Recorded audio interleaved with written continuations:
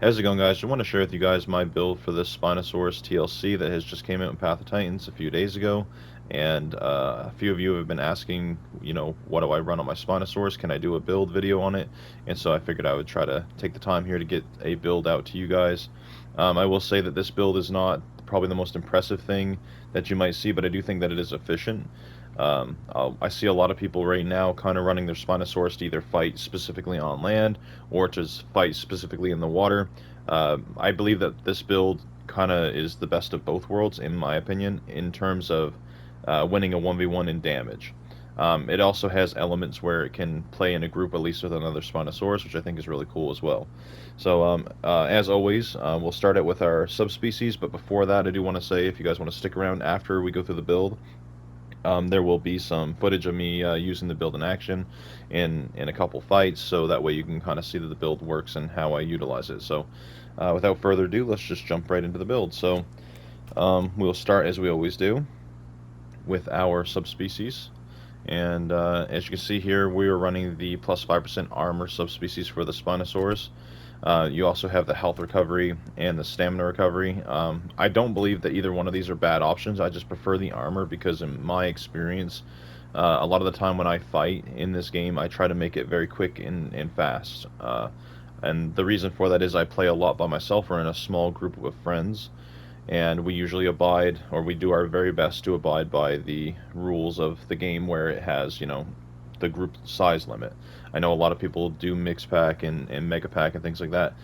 I'm not big into that because I feel like it takes an unfairness away from other players and yada yada. But some people find enjoyment in playing that way, and that's how they want to do it. That is up to them.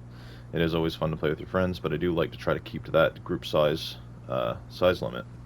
So any one of these really works. It's up to your opinion on what you think maybe looks best or what you think is going to work best for you as a player.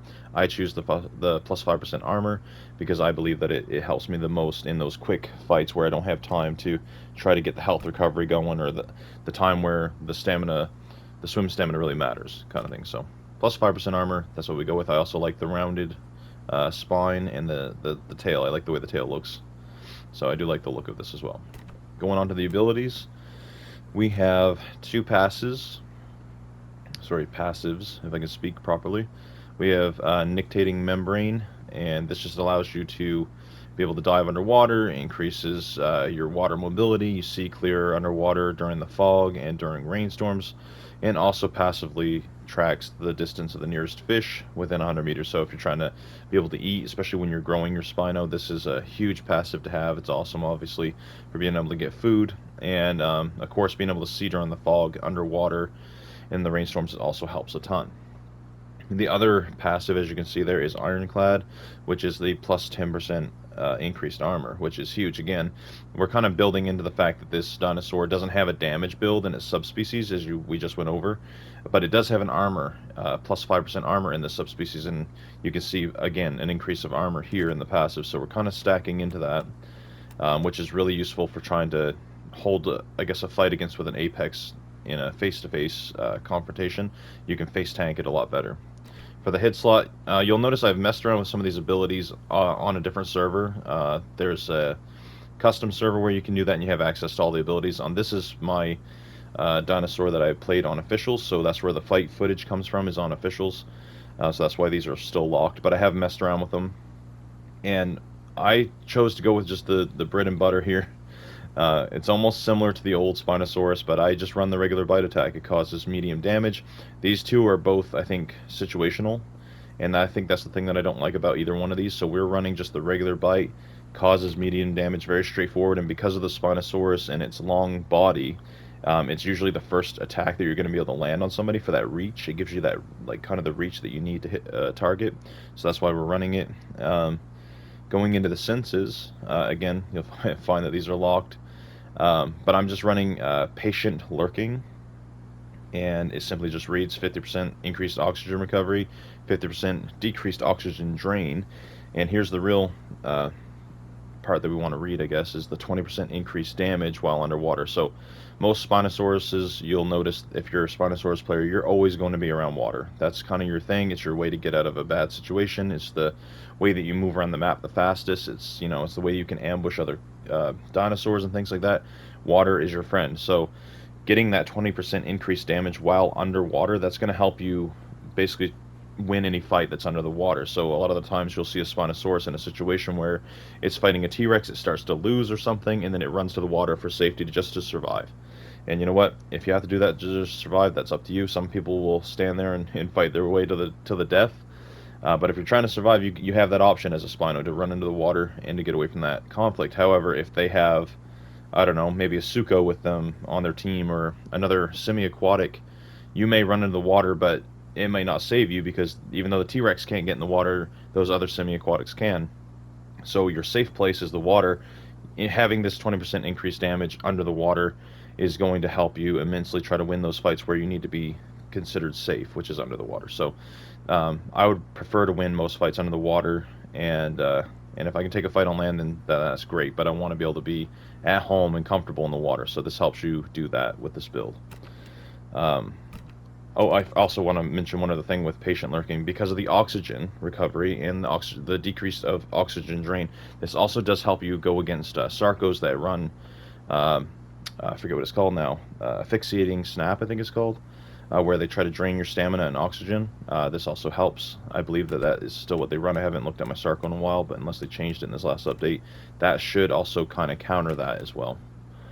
For your front limb, you could run Claw Attack, but I feel like because of the way we play here, being in the water, that Drench Strikes is a really good one to go for because it says that this is a Claw Attack that does medium damage, same as this one, but it deals 65% increased damage if you're wet, which applies the sliced debuff if you're dry. So if you're on land and you're not wet, you can get the slice debuff, but we're not really worried about that. We like the idea of having the 65% increased damage while you're wet. So you're going to want to try to land this attack, this claw attack, as much as you can, especially in another Apex fight. You want to land this attack and try to hit it on cooldown as much as you possibly can on another target.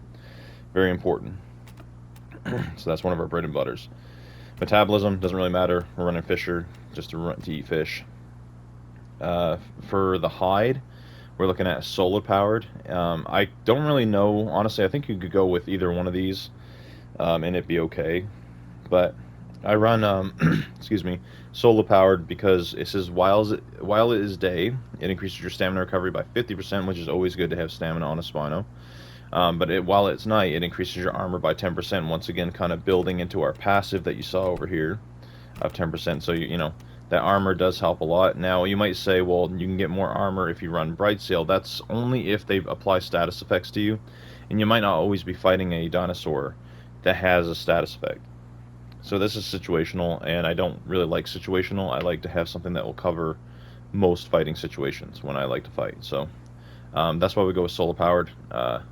And it also says, oh sorry, and also with the night buff of 10% armor, this means that you can, you know, venture on land a little bit, and you can take a fight with like a T-Rex or something like that a little bit more efficiently at night. So it's kind of giving you the option of like, when are you going to take that kind of Apex fight? It's up to you, but it'll allow you to realize that you're going to have more armor in a face-to-face Apex fight at night. So make sure you're just kind of aware of that when you're running this build, so you can do that.